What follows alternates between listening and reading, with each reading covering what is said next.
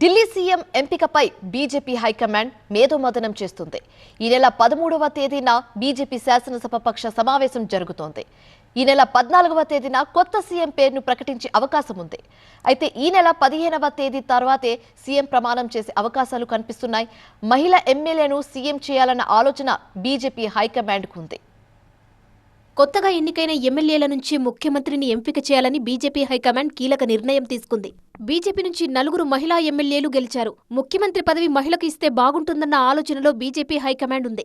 నీలం పహిల్వాన్, రేఖా గుప్తా, పూనం శర్మ, శిఖారాయ్ అసెంబ్లీ ఎన్నికల్లో బీజేపీ ఎమ్మెల్యేలుగా గెలిచారు. కేబినెట్లో మహిళలతో పాటు దళితులకు పెద్దపీట వేయాలని నిర్ణయించారు. పూనం శర్మ వాజీపూర్ సీటు నుంచి గెలిచారు. శిఖారాయ్ గ్రేటర్ కైలాష్ నియోజకవర్గంలో ఆప్ నేత సౌరభ్ భరద్వాజ్ పై విజయం సాధించారు. రేఖా గుప్తా శాలిమార్ బాగ్ సీటు నుంచి గెలిచారు.